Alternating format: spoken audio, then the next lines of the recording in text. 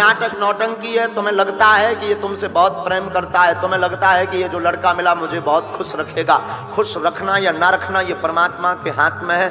आजकल जितने भी तलाक हो रहे हैं उनमें से 40% ज्यादातर विवाह प्रेम विवाह से संबंधित है। मैं निवेदन करूंगा प्रेम विवाह से बचें।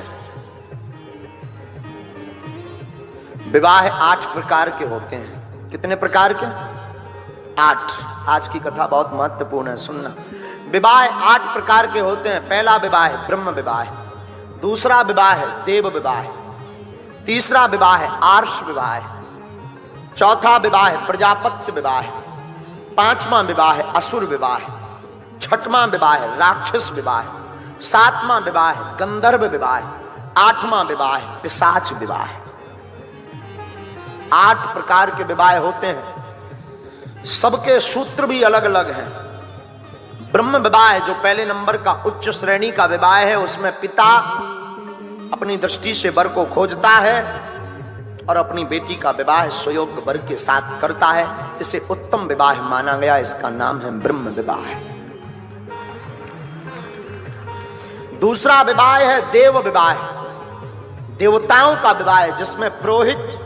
आज आचार्य जी हमें मिले रास्ते में, बहुत सुंदर लगा। एक बात हमें बहुत अच्छी लगी और हम अपने मैनेजमेंट वालों से कहेंगे, कथा का जो मैनेजमेंट या जो इंदल वगैरह ये जो सब बैठे हैं, कान खोलकर सुन लो।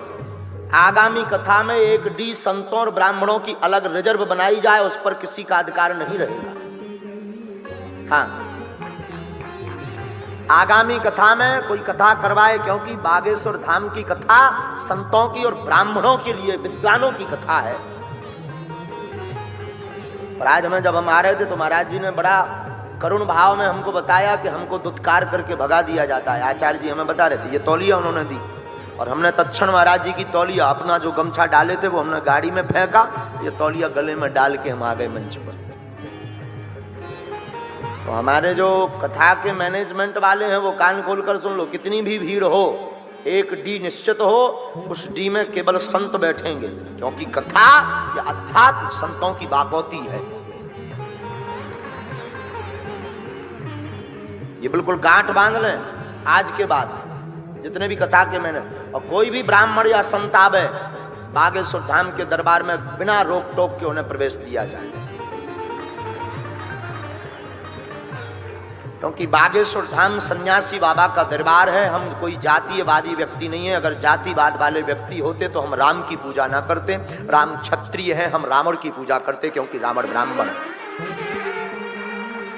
अगर हम जातीयवादी वाले व्यक्ति होते, जातिवाद फैलाने वाले व्यक्ति होते, तो हम बागेश्वर धाम पर 108 कन्या विवाह में 60 विवाह अहरवार और बसोर की बेटियों का ना करवाते, हम सिर्फ ब्राह्मणों की करवाते। नहीं, बागेश्वर धाम सबकी पीठ है, और बागेश्वर धाम की पीठ में विद्वानों का और संतों का आदर रहा है, और जब तक प्राण रहेंगे तब तक आदर रहेगा।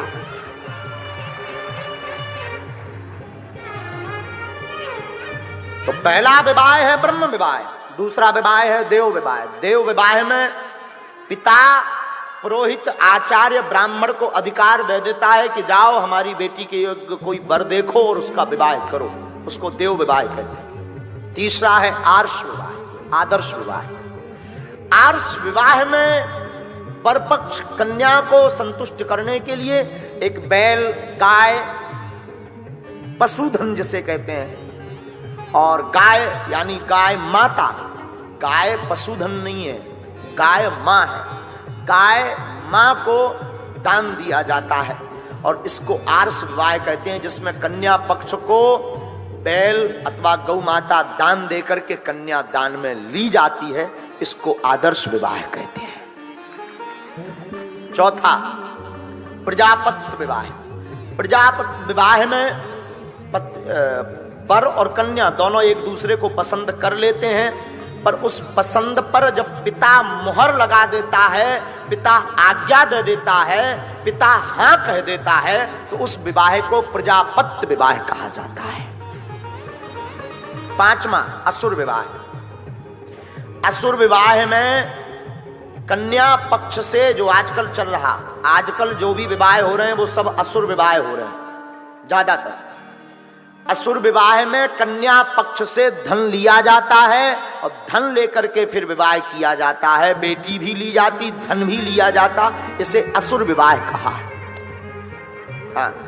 छठवां राक्षस विवाह। राक्षस विवाह है लवेरिया विवाह, जिसमें ना माता पिता की जरूरत ना किसी की, दो ही जन इलू इलू भाव, बस 1 2 3 मताई बाप ने हानि कही सो फोर रोड़ गए। कई का भाव, कई बिटिया भग गई, लड़का भग गो, डूब मरो। जो अपने माँ बाप की नाक कटवा कर, अपने बाप जिसने जीवन भर बोझ लेकर के तुम्हें पाला पोसा बड़ा किया, समाज में उनकी नाक कटवा करके जो बेटा या बेटी भाग जाते हैं वो भी राक्षस हैं और उनका विवाह भी राक्षस विवाह है। हम प्रेम के विरोधी नहीं है, आप प्रेम करो, पर प्रेम ऐसी जगह करो जहां तुम्हारे पिताजी आज्ञा कर दें कि यस जा बेटी तू ब्याह कर ले। प्रेम ऐसी जगह करो ना।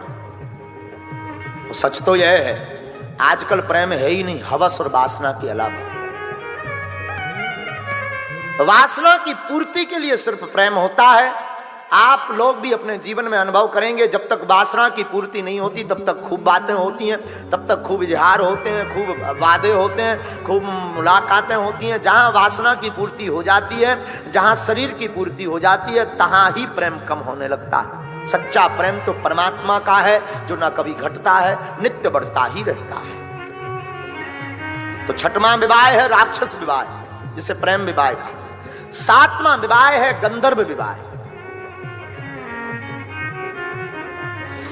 गंधर्व विवाह युद्ध करके, किसी पिता के ऊपर चढ़ाई करके, किसी के भाई के ऊपर चढ़ाई करके उसकी बेटी अथवा उसकी बहन के साथ विवाह कर लिया जाए, उसको कहा गया है गंधर्व विवाह। यह भी गंदा विवाह है। आठवां सबसे निकृष्ट विवाह जिसको माना गया उसका नाम है पिशाच विवाह। पिशाच विवाह में लड़की की बिना असहमति के विवाह जब किया जाता है तो उसको पिशाच विवाह कहा गया। ना पिता की सहमति हो, ना भाई की सहमति हो, ना लड़की की सहमति हो, बलात् रूप से उसके साथ अनैतिक रूप से संबंध बना करके विवाह किया जाए तो उसे पिशाच विवाह कहा गया। परंतु सबसे उत्तम विवाह है ब्रह्म विवाह, जिसमें माता पिता दोनों पक्ष राजी हो, बेटा और बेटी, वर और कन्या दोनों राजी हो। ऐसा पाणी ग्रहण जब पड़ता है वो विवाह सक्सेसफुल होता है।